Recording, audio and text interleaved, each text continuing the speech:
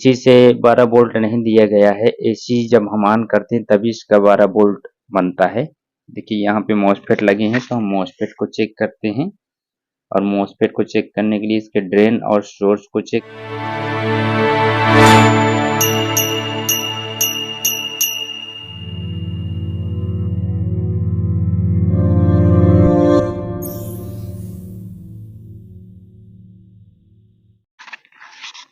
Friends, जय हिंद।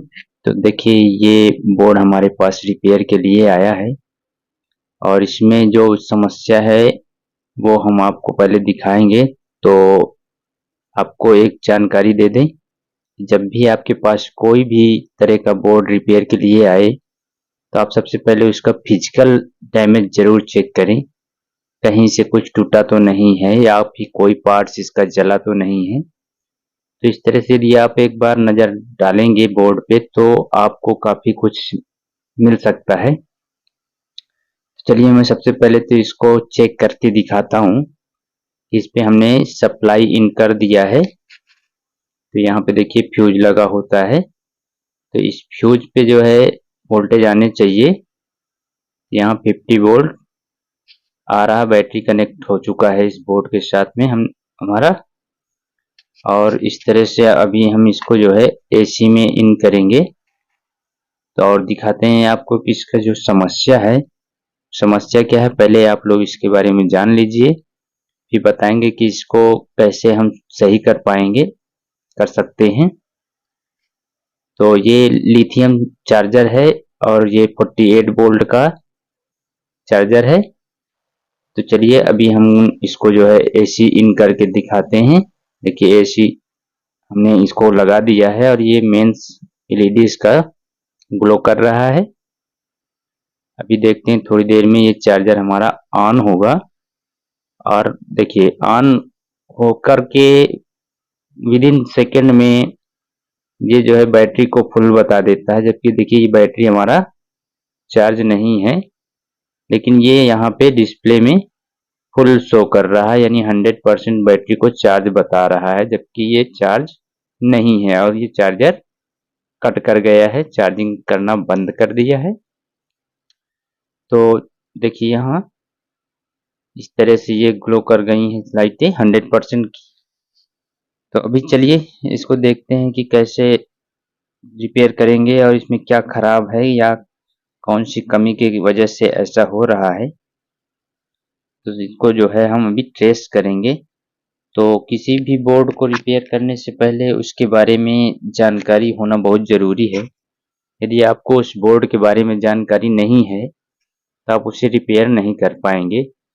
तो इस देखिए सबसे पहले तो यहाँ पे दो मॉसफेट और दो रेक्टिफायर लगे होते हैं, इनको चेक करना होता है हमें। तो इनको मल्टीमीटर से हम चेक कर सकते हैं आसानी से।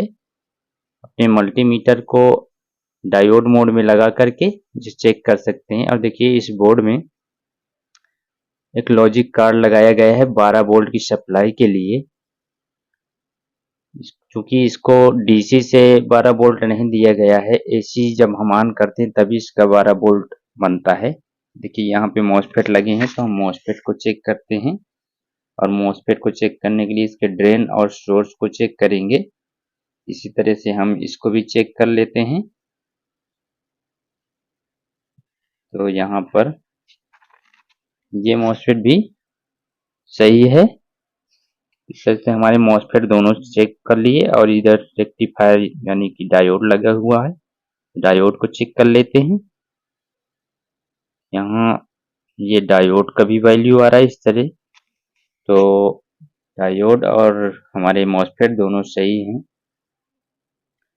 अभी हम इसका सबसे पहले तो वोल्टेज सेक्शन चेक करेंगे कि वोल्टेज इसको कहाँ कहाँ मिलना चाहिए और क्या वहाँ पे वोल्टेज आ रहा है या नहीं आ रहा है। तो इसके लिए इसमें जो एक लॉजिक बोर्ड लगा हुआ है 12 वोल्ट की सप्लाई के लिए, तो वहाँ पे हम 12 वोल्ट का सप्लाई चेक करेंगे। चूँकि इसमें 3525 आईसी का यूज किया गया है, तो इसको चेक करते हैं 12 वोल्ट की सप्लाई कहाँ से आ रहा है इसमें।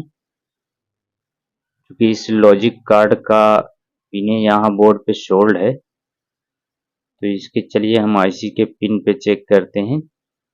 15 नंबर पे 12 वोल्ट आ रहा है, ये 3525 आईसी है। और इसके 13 नंबर पे भी 12 वोल्ट है, यानी कि 12 वोल्ट का सप्लाई सही है। और यहाँ पे देखिए ये एक लॉजिक कार्ड लगा हुआ है जो प्रोसेसर आईसी यहाँ पे होता है। यहाँ पे प्रोसेसर आईसी को 5 वोल्ट का ज़रूरत है। इसके लिए यहाँ पे 78 5 का आईसी यूज किया गया है। यहाँ पे 5 वोल्ट प्रॉपर बन रहे हैं, यानी कि इस बोर्ड को 5 वोल्ट का सप्लाई जा रहा है। तो इस तरह से हमने चेक कर लिया, तो वोल्टेज तो यहाँ पे बिल्कुल ओके है। कमी कहाँ हो सकता है, इसके लिए देखिए सबसे पहले समझना है, यहाँ पे 2 आउटपुट आईसी का यूज किया गया है, लेकिन ये आउटपुट का आईसी जो है ये एम्पियर के लिए है। और इसका देखिए जब भी इस तरह का समस्या आता है, तो इस तरह की समस्या में यहाँ पे देखिए ऑप्टो कपलर लगा हुआ है, जो कि हमारा जो आउटपुट है, जहाँ से हम बैटरी का कनेक्शन करते हैं, बैटरी का वायर जहाँ पे जुड़ा होता है, वहाँ से इसको वोल्टेज दिया जाता है ऑप्टो कपलर को ऑन होने के लिए। तो कभी-कभी ये ऑप्टो कपलर खराब हो जाने के कारण भी जो है ये चार्जर इस तरह की हरकत करता है। चलिए हम इसको चेक करते हैं, यहाँ पे सप्लाई, तो इसके आउटपुट में तो 5 वोल्ट आ रहा है, लेकिन इसका इनपुट में वोल्टेज नहीं आ रहा है। चूँकि इनपुट में वोल्टेज जब तक नहीं आएगा तब तक ये काम नहीं करेगा। चूँकि आपको पता है ऑप्टो कपलर में एनोड और कैथोड सिरे होते हैं, जो कि आईसी के अंदर एक एलईडी बल्ब लगा होता है, जिसकी वो ग्लो करने की वजह से इसका आउटपुट में जो ट्रांजिस्टर होता है वो काम करता है। तो 12 वोल्ट का सप्लाई हमारा सही है और 5 वोल्ट का सप्लाई हमारा सही है। और ये 3525 आईसी भी ओके है, क्योंकि यहाँ पे वोल्टेज कोई भी ड्रॉप नहीं हो रहा है। तो चलिए इसका हम पहले देखते हैं कि इसके फीडबैक में वोल्टेज जाने चाहिए, जो कि यहाँ पे देखिए एक डायोड लगा हुआ है। इस डायोड के थ्रू इसको फीडबैक दिया जाता है प्रोसेसर आईसी को, ये बताने के लिए कि बैटरी कितना चार्ज है और कितना नहीं चार्ज है। तो यहाँ पे एक निश्चित वोल्टेज होने चाहिए, यदि उससे ज़्यादा होता है ये पावर कट कर जाता है, चार्जिंग को बंद कर देता है। तो यहाँ पे देखते हैं, तो 2 रजिस्टर यहाँ पे फ्रेंड्स लगा रखी हैं इस बोर्ड में, और दोनों 99 किलो ओम्स की रजिस्टर है। और इसके साथ में यहाँ पे 10K का एक रजिस्टर ग्राउंड किया गया है, जो कि वोल्टेज डिवाइडर का काम कर रहा है यहाँ पे। तो यहाँ पे जो वोल्टेज है यही डिपेंड करता है इसको चार्जिंग करते रहने के लिए या फिर चार्जिंग को बंद करने के लिए। क्योंकि जब वोल्टेज इसका यहाँ पे ग्रो आगे की तरफ जाएगा, तो यहाँ पे ये आईसी जो है इसका कनेक्शन बंद कर देगा।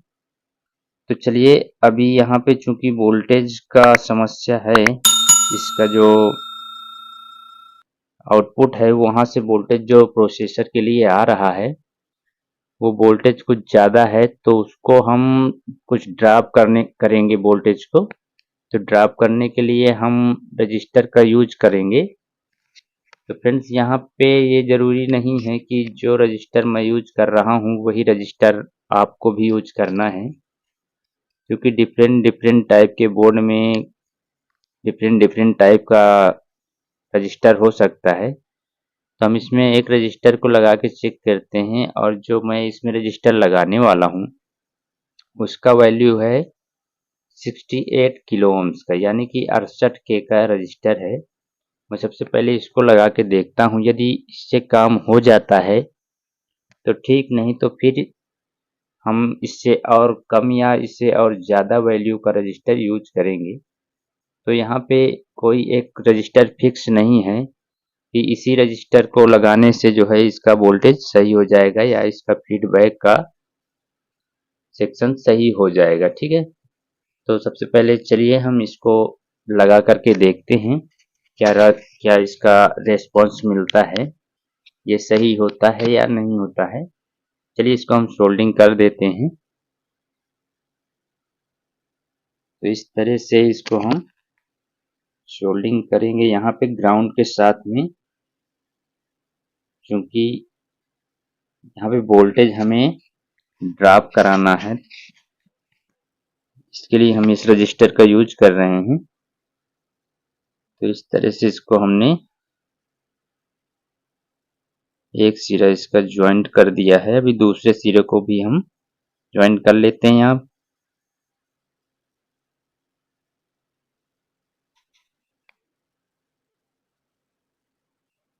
तो ये सिरा भी हम सोल्डिंग कर दिए हैं और इसको थोड़ा सा हम वॉश करेंगे। वॉश करने से ये होता है फ्रेंड्स कि इसमें जो भी लिक्विड होता है जिसकी वजह से ये गड़बड़ कर सकता है, इसको हम साफ कर देंगे। चलिए हमने इसको लगा दिया। अभी यहाँ पे चेक करेंगे वोल्टेज हम कि अभी क्या हो रहा है। यहाँ पे यहाँ 0.7 है। अभी इसका जो है हम AC इन करते हैं। अभी देखते हैं यहाँ पे वोल्टेज कितना हुआ। तो देखिए वोल्टेज तो यहाँ पे फ्रेंड्स कम हुआ है ना।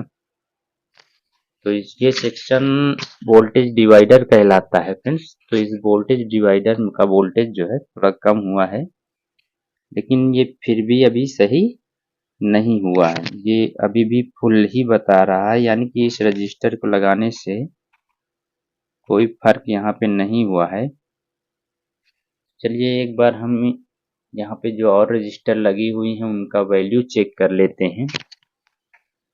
किसी रजिस्टर का वैल्यू तो वो गड़बड़ नहीं बता रहा है या वो ओपन तो नहीं हो गया है, इसके लिए इसको चेक करना जरूरी है। यहाँ पे 10 किलो ओम्स का रजिस्टर, ये सही वैल्यू आ रहा है इसका। और यहाँ पे भी 10 किलो ओम्स का रजिस्टर है, तो ये भी सही है। तो रजिस्टर तो सारे ओके हैं, फिर भी जो है ये काम सही नहीं कर रहा है। फ्रेंड्स इस तरह की कंडीशन में कभी कभी समय भी लगता है। चलिए मैं इसका जो है ऑप्टो कपलर चेंज करके फिर दिखाता हूँ आपको। तो फ्रेंड्स हमने इसका ऑप्टो कपलर को चेंज कर दिया है और अभी हम इसको लगा करके यहाँ पे देखिए ऑप्टो कपलर लगा था, इधर से दिखा देते हैं। यहाँ पे ये ऑप्टो कपलर हमने चेंज किया अभी, क्योंकि इसको चेंज करने में थोड़ा समय ज़्यादा लग रहा था, इसलिए हमने थोड़ा सा कट किया है इसका वीडियो। और हमने इसको चेंज कर दिया है और अभी इसको देखते हैं काम सही करता है या नहीं करता है। तभी इसको हम AC में इन करते हैं और यहाँ पे देखिए मेंस हमारा आ चुका है। थोड़ा सा वेट करेंगे क्योंकि ये 35-25 का IC में लगा है, तो वो थोड़ा सा टाइम लेता है कुछ सेकंड का। देखिए यहाँ पे चार्जिंग ये करने लगा है और इसका फैन भी ऑन हो चुका है।